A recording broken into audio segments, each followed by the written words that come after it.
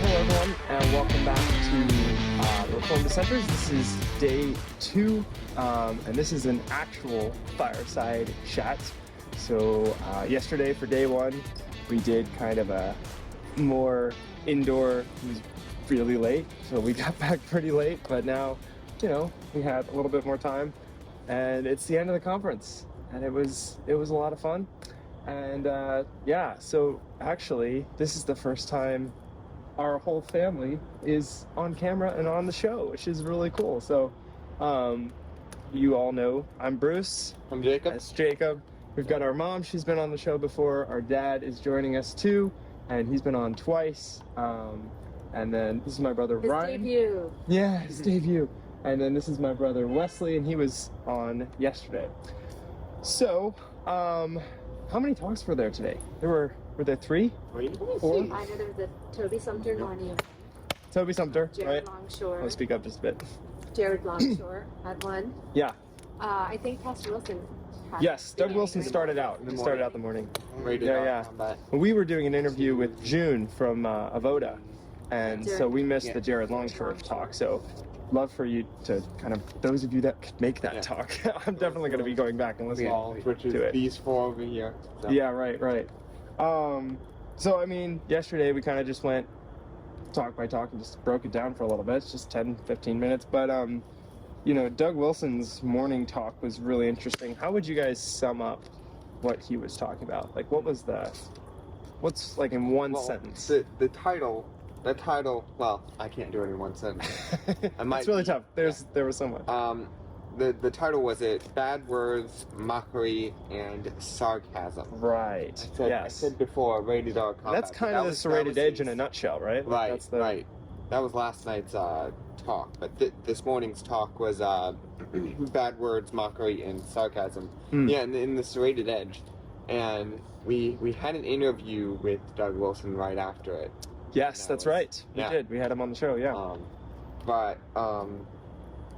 So, like one of the things, he started out by saying, there are some situations where a fool shouldn't be answered according to his own folly, and there are sometimes when he should. Greg Monson does a great breakdown of that whole dichotomy, right? Because on the one hand, you answer them according to their folly to show them that what the fool is talking about is pure folly. So you're like, hey, let's play this out. Let's talk about where this goes.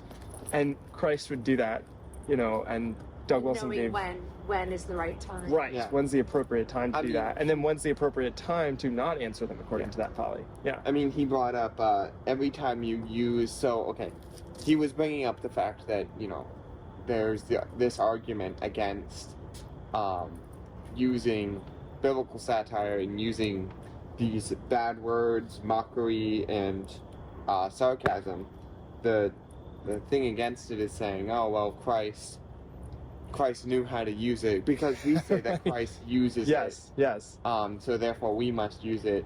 And they say, oh, but we're not Christ. Right. Christ knew how to use it. We don't. Yeah. And then his response to that was, it was hilarious. Go ahead. Christ. Yeah. He was like, cool. Christ called us to love. Yeah. Right. Are we not supposed to love? Right. We're supposed to be imitators of Christ. Right. We're supposed to. In all things. What is it? And he was like, well, what is a Christian? Christian is an imitator of Christ, right? So that would mean that we imitate all that Christ did. Yeah. And going forward in it, he was saying that, but we do have this understanding that every time you use it wrongly, you get a feel for that situation, and it sets you back for when you want to use it correctly. Yes. Because every time you use it wrongly, it's like a habit. You're building a bad habit. You're building up a bad habit. And so we want to make sure that we're actually imitating Christ and doing it well. Right. Yeah. Doug Wilson said who the target is. Yeah. The target and what to say, when to say it. Yeah. He was talking at the end that we have to make a list of all bad words and the times that we use it. And make a list of our vocabulary. Right, make a list of our vocabulary and make sure that we ask certain questions to make sure that we're using them in the correct manner. Yeah, and we should be deliberate about our speech. I wrote down, he was talking about James and bridling the tongue, and I wrote down part of bridling the tongue is being aware of and deliberate in your language. Yeah, the guidelines for that, like the ways not to use it. Right. And he was saying that the early chapters of John teach us how Jesus picked fights. Right? He said a couple times, Jesus picked fights. That's what he did. And the early chapters of John teach us how Christ did that. He makes fun of the Pharisees' clothes, their man-made laws. He made fun of so much about them and mocked them, right? But the way that he did it was a specific way. So anything else you want to add before we move on to Toby Sumter's message? The one question that stood out to me about how to know when to use it, when not to. Yeah. Which he gave a bunch of them, so you can go back and find them all. But the one that stood out to me was, are you using the words on purpose as an act of Christian discipleship? Oh, yes. Right. Or are you just saying them to be funny for yourself? Yeah. Or shock value? Is it for the use of the other person? Matthew 12:36 tells us that we're going to be accountable for every idle word for Christ, right? And we should be in that mindset that we're accountable for our idle words, and we should take our words very seriously. Yeah, that's a really good point. Before we move on, does anybody here have anything to add? It's interesting. He said the attitude you have when you say anything, really, because he's saying even if you have just like a replacement for like a curse word, you yell it every time you hit your your thumb. Yeah. Doorknob. It's Doorknob. Yeah. It's the same as Because it's the attitude. It's the attitude Right. you It's a vain have. word, Right. in essence, an empty word. When you're telling a story, Mm-hmm. You're depicting sin, but the way I understood it is that sin has to be corrected in that story. Not just left there. The man who cursed God's name Yes. was later on saved. Right. He Right. repented. Which was the point of the story. Was the point of the story, Yeah, right? that's a good point. He mentioned Indiana Jones. His son Indy used the Lord's name in vain. His father slapped him in the mouth. Right. Which was very appropriate. Yeah. In that he corrected him. Don't you ever curse the Lord. I don't know if the character actually has to be redeemed. Like, that person could die. Like, if you're writing a story, that person could die in that sin. Yeah. But the lesson there And it's is still in not, the story, that guy's not the hero. Or whatever. Right. In the story, you could see that he lived a terrible life because of his sin. That would be a biblical story. Yeah. I might be more limited on it. Yeah, you're not, in essence, you're not glorifying Right. the the man sin. who is continually sleeping around, drunk all the time, and saying bad words all the time. Right. Yeah.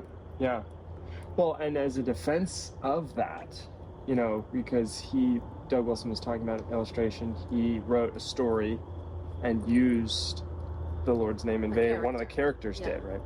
And then he brought up, and then someone wrote in and was mad at him, and because he did that, So he brought up,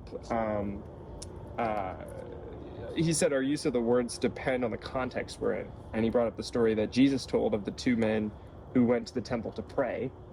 And one of the men broke the third commandment by being irreverent and exalting himself in his prayer, right?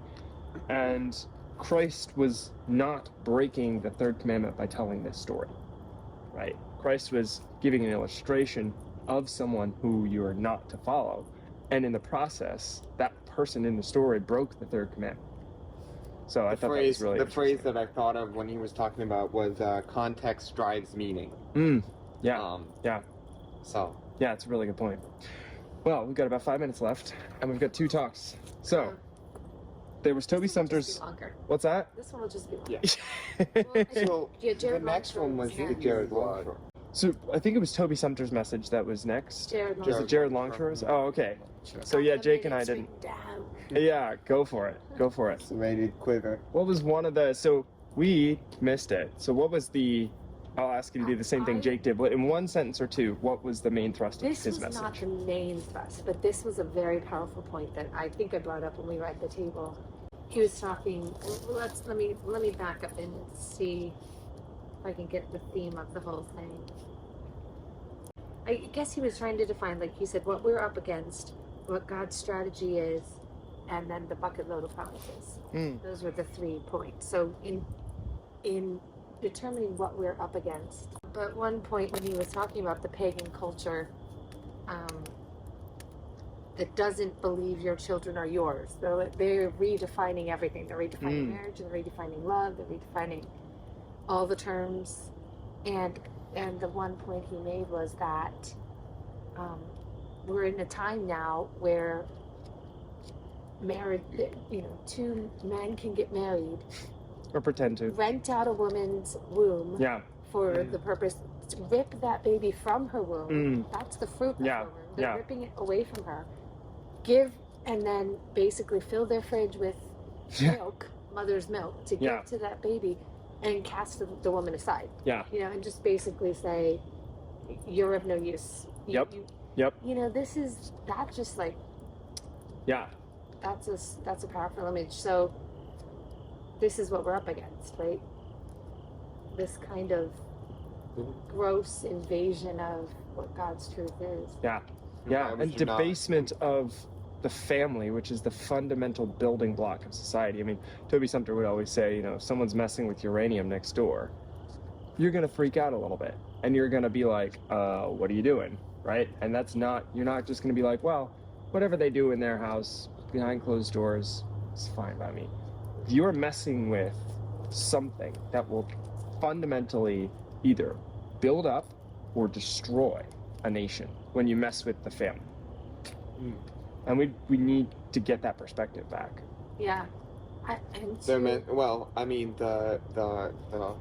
The phrase the nuclear family. Nuclear. And so uranium is part of that. And it's like you're messing with that family that is nuclear. Right, nuclear, When did Toby Sumter talk about the Molotov family?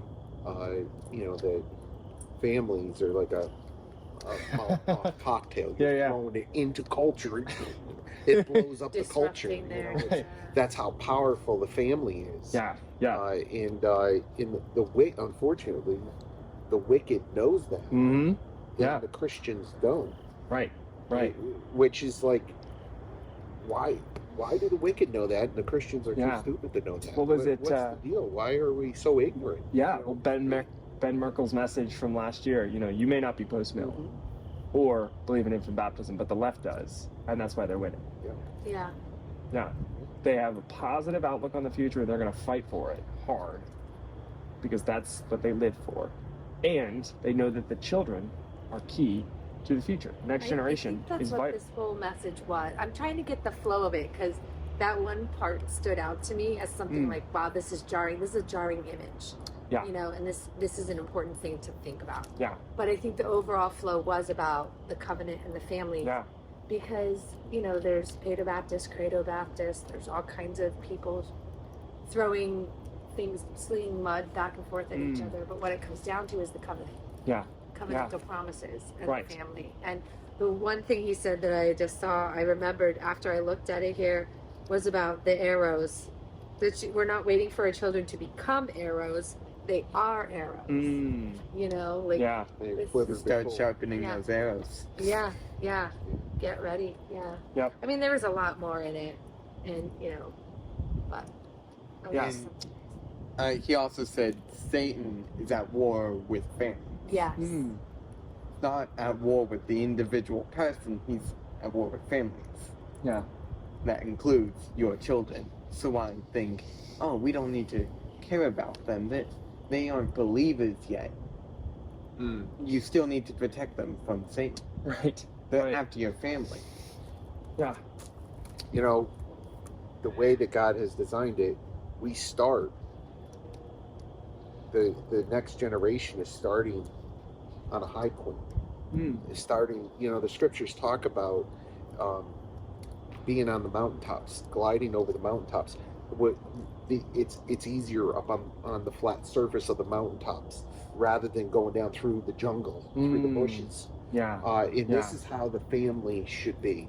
This is how we should be in our sanctification, that once we get used to a mature Christian is somebody who has exercised discipline. So he knows to say no. Yes. He knows pornography. No. Theft. No. Yeah. And he's trained in maturity. And the maturity is not just knowledge. Maturity is applied knowledge. He's already used to beating his body into submission. He's already used to saying, no, we're not doing that. It's not even a temptation anymore. Yes. It's Yes. like, no, over here. No, we're not doing. No. Yeah. And I'm staying away. Now he's pulled the log out of his own eye. Yes. Now he can see clearly to pull the sliver out of his neighbor's eye. And who's his neighbor? His children. And so now his children, from the youngest of ages, is used to. They haven't even. They don't even have that temptation. They're already strong in the faith because they've been trained in the faith. They've already been exercised in the faith from a young age. Right.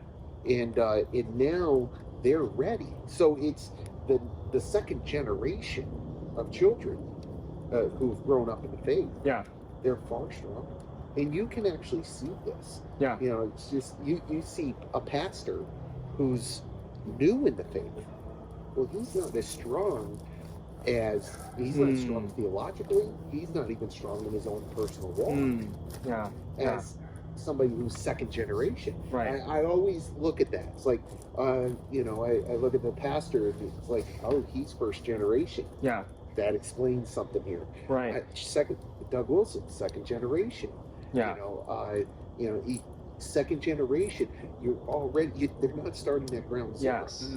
Well, you know, covenantal. we were talking to June at the Avoda booth, and we interviewed him on the show, and that interview will go live sometime throughout this week.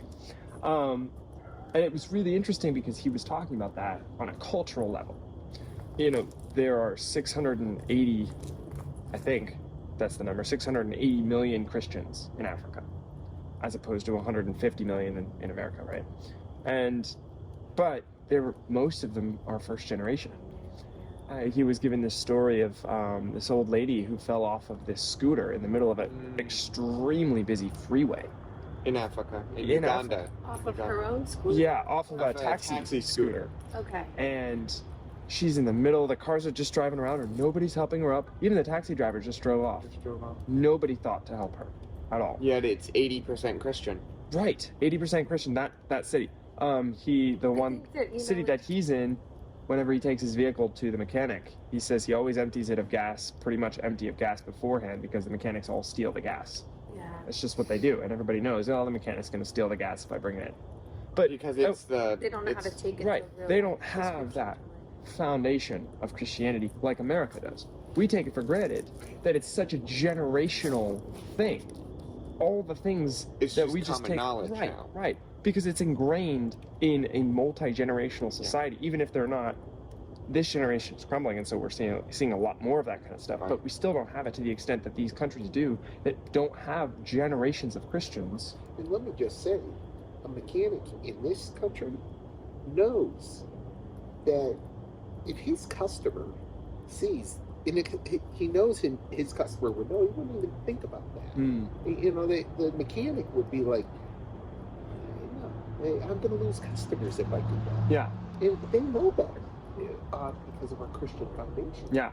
That covenantal succession, you know, personal, family, cultural. Yep. It's happening all the way through. Yeah. And, you know, people are like, oh, our nation is so bad.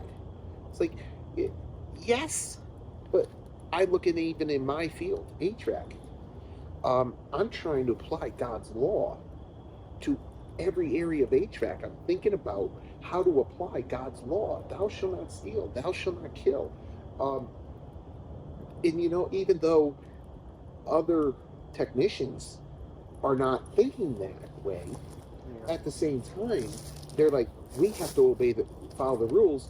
And, you know, there is conversation. Hey, we can't kill anyone. You know, the unbelievers know they can't kill people. Right. They might take shortcuts, but they know that, listen, this has to be right when I leave. I can't kill somebody. Yeah. You know? It goes back to, I think, Doug Wilson was saying this in his first, that certain amount of propriety that's there. You know, like people will say the F word, but they'll still put asterisks. Yeah, in or something asterisks, like yeah. that. There's Yeah. there's still that remnant of Yeah. He was saying there's certain things you just don't Restraint. You do. create Restraint. you create the fence, and you have to create the right fence, because it can't just be. Because he was saying that's legalistic. Yeah, he's saying that that's just they're creating these boundaries, but it's inconsistent boundaries. Yeah. They're not right boundaries, and it's like I had this image in my head of just like you're placing fences just randomly strewn across your backyard. Yeah. You're not stopping anything. There's no purpose Yeah. there. Well, so all of that kind of came from Jared Longshore's presentation, which was really interesting, and I definitely now need to go back and watch that, which would be cool. So the last was it the last one of the day was Toby Sumter's message? Yeah. So, Yeah. So? That was the last one. Yeah, because then they had the round table, or then they had the Yes, the live show. live show. Yeah. with Jason Whitlock. Right, which was really cool. So for the Toby Sumter's message, we only have a few minutes left, but he was talking about like his first line was, "You do not have a full-orbed Christian worldview until you have a Christian imagination." Yeah. And it was And really in fascinating. speaking to that, he was leading up to that, he was saying the worldview that the Christians are pushing, right? The worldview that Christians have is still laced with secular ideology. It's Yeah. still laced with that secular thinking. Yeah, and then continue. Go ahead. Yeah. Well, he went on to say we have to have our imaginations baptized, which was really Yeah, I Yeah, got that too. yeah. Yeah. And then he like straight out read 2 or 3 pages from a couple of the Narnia books throughout his presentation, which was really fascinating. I mean, we've all read through Yeah, them who years recognized the ago. characters? I knew from, this. I actually knew both of those scenes. I couldn't Yeah, place yeah. which I was books they imagining were it in, in my but yeah, head, I yeah. remembered reading those. But Now, they were talking to the White Witch. Was that Green what it Witch. That was the green Yes. witch. Yeah. That Yep. was a I was different in one. Oh, Silver Chair, Silver Chair, right? yeah. He said it was a magician's He nephew, did but I think say- it was. He did see Magician's Nephew. I think it was and I'm like, Silver the more Chair. he talked about it, I'm like, I think this is Silver Yeah. Chair. Yeah, I This think it was Hologram Silver wasn't Chair. in Yeah. Yeah. But it was really a great story, and I mean it's one of those things where you kind of just have to go back and watch his presentation on that.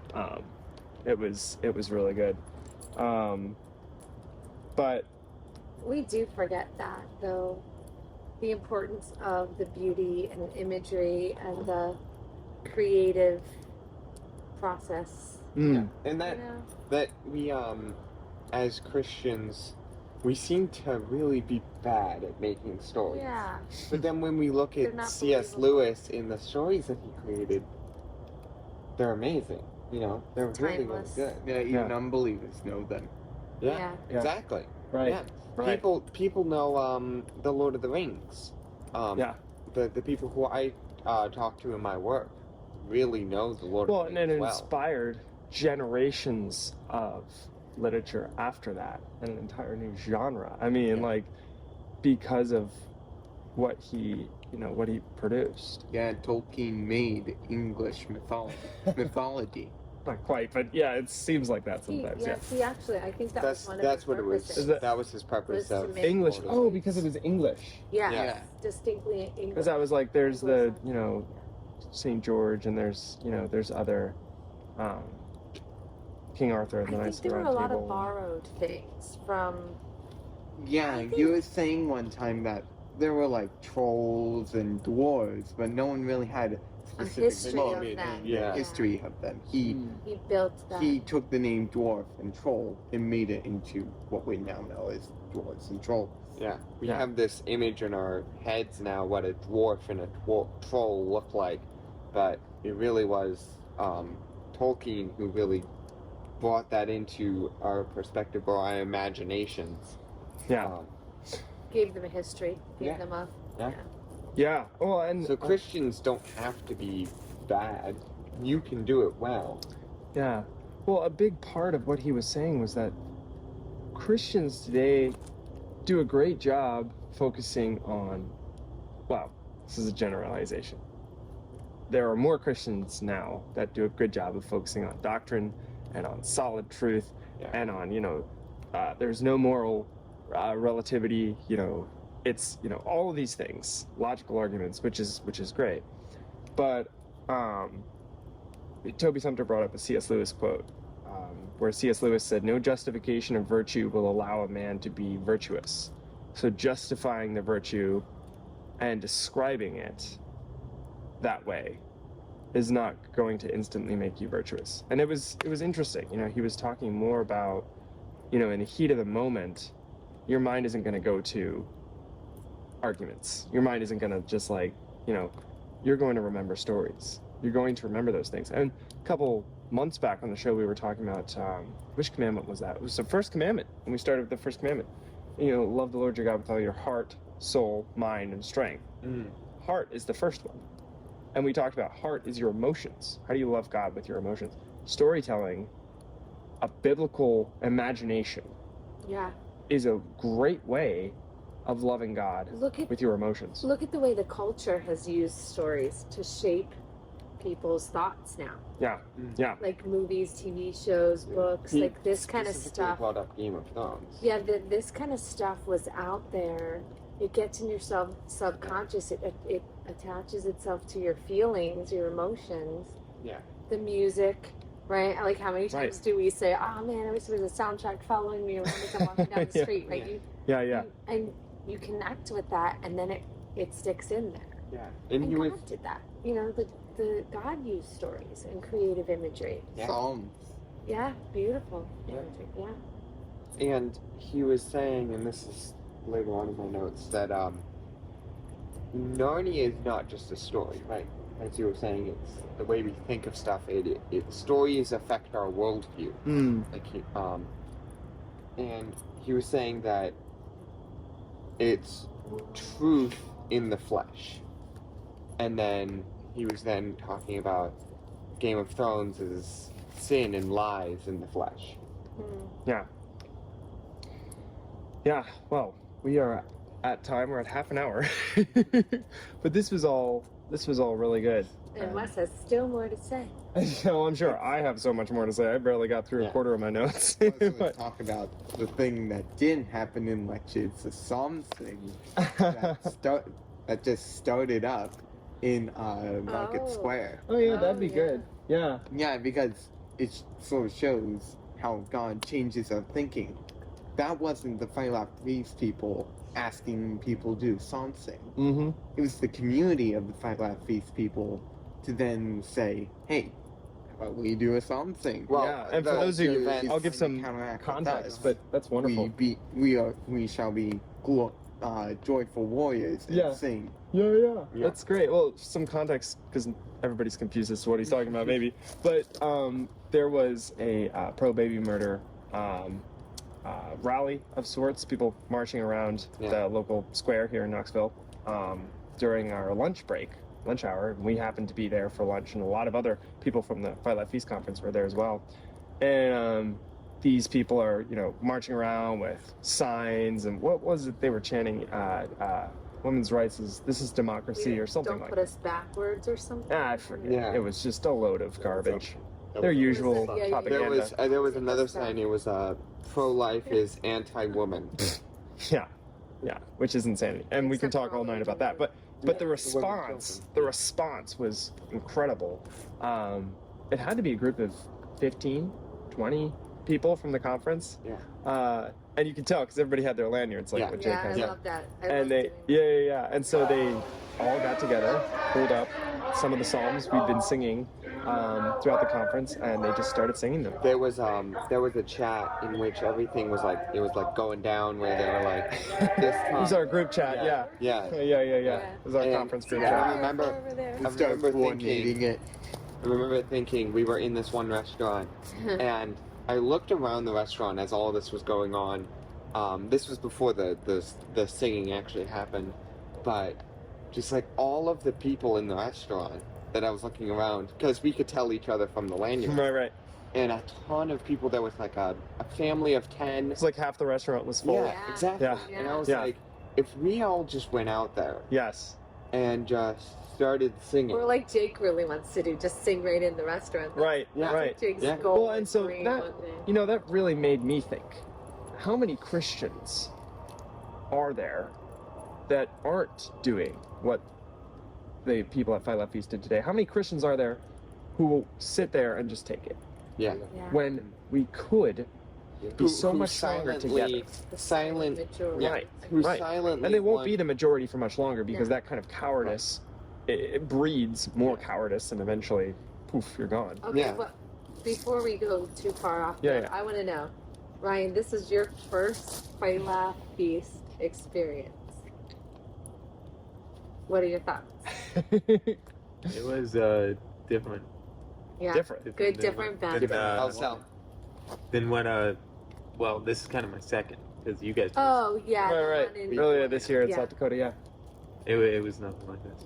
Well, yeah, this one's the big one. Yeah, Yeah. it was cool. That was the one day. Well, this was really cool, and this is the first time we've ever done. I had the whole family on the show at once, and we're all in person for. It's been a long while, so this has been a long time coming, which has been super cool, and yeah. So I'm tying them all up, and they're coming back with me on the plane to Yeah. South Dakota. So that'll be great. Yeah. Any final thoughts? Quick 5-second takes. Anything you wanted to add before we wrap up? I think we should encourage your viewers to meet us the next time. To meet, Yeah. yes, For sure. yes, 'Cause absolutely. I bet there's a bunch more. A lot of people now who go to these conferences Yeah. that have heard of us now. Yeah. So And you're So- on that, so yeah. Next time, say hi. Come up to us. Yes. But there's a cap on how many people can be there, so don't want to tell them where it's going to be till we get our ticket. Yeah. Right. We gotta or get our the cap tickets is first. 2,000. Yeah, well, I mean, It was pretty close this time. 2,000 in South Dakota. It was about 1,000. Oh yeah. They gave out 2,000 like in South 1,000 goodie Dakota. bags. Yeah. So, well, this was really cool. Hopefully, we'll be a vendor, so we'll get Yes. tickets. Yes. But yeah. So, if you want to get access, Just have to slip in somehow. right. So if you want to get access to all the presentations from the speakers and additional content, I think flfnetwork.com is the place you can go for that. Our website is trdshow.net, so check us out on all the platforms we are on. Send us an email or a message through the website. And thanks so much for watching. And So- we'll see you next week.